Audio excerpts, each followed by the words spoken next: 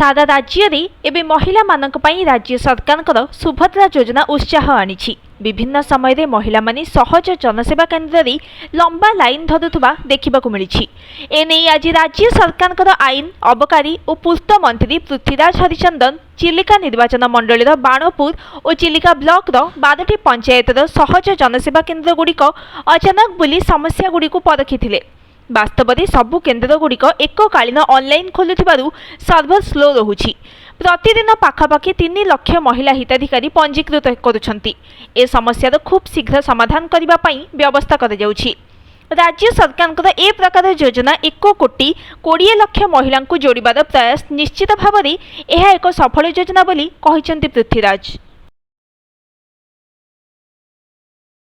सुभद्रा योजना वर्तमान में चली मैंने बहुत माँ मैंने हराण हो देखो गोटे ये गोटे अत्यंत अभिनव योजना जो कि ओडिशा रे एपर्यंत आज पर्यंत एत संख्यार हिताधिकारी पाखापाखि 20 लाख रु ऊर्ध्व हिताधिकारी महिला मानक जोड़वा भाया कौन योजना आज पर्यंत हो नाला। स्वाधीनता प्राप्ति पर यहाँ प्रथम कर एक अभिनव योजना कराई।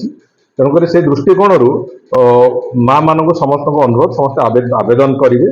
आवेदन प्रक्रिया पूरा निःशुल्क अच्छी कौन जगह गोटे पैसा जमी खर्च हेन से ध्यान रखा कि निर्दिष्ट भाव में पंचायत ऑफिस गुड़ी सीएससी जो बंधु मैंने अच्छा पंचायत ऑफिस डाकी से करने व्यवस्था कराई कथार ट्रांसपेरेन्सी रही जहाँ जहाँ छोटिया मोटिया गोटे गोटे टेक्नोलोजिकल ग्लिच जहाँ रोचे से भी समाधान त्वरित पदक्षेप नि ये पूरापूरी भाव में आज तारीख में वर्तमान सुधा पाखापाखि 3.5 लाख आवेदन प्रतिदिन हवा चली। तेणुक बहुत शीघ्र ताकू आम चिंता करुचु गोटे बड़ संख्यार आवेदन गुड़िका जमी हो पार से जो भाव में सफ्टवेयर जो आवश्यकता अच्छी जहाँ जहाँ परिवर्तन दरकार अच्छी से दिग गुड़िक भी कराऊँच।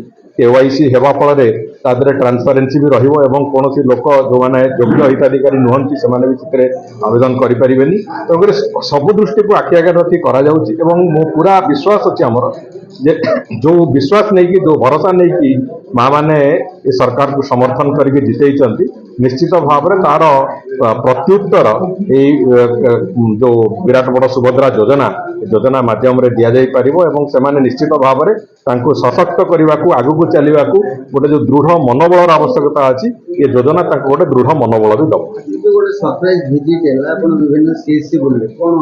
नहीं सीएचसी गुड़िक बुली अनेक जगह रजिस्ट्रेशन चली किंतु किसी जगह टेक्निकल प्रॉब्लम किसी रोचे कहीं सर्भर टे स्लो रोचे जो कारण भी किसी माँ मैंने अपेक्षा कर समस्ते धैर्यर सहित भी विभिन्न पंचायत में देखिली आज पाखापाखि 12-13टी जगह 12-13टी पंचायत मुझे बुलिकी सारे योजना कर अधिका बुली सारूँ आम तेज जो जो जहाँ समस्या अच्छी से बाबद भी टेक्निकल टीम सागर आम कथबार्ता होमें बहुत शीघ्र से समस्या गुड़िक समाधान भी हो पाखापाखि आउ घंटे 2 घंटा भितर प्रायतः पुणी जो जो छोट छोट मोट जहाँ समस्या अच्छी समस्या तुटब और जो मैंने आवेदन करने एकदम स्मूथली आवेदन करेंगे और ना भी पंजीकरण हो।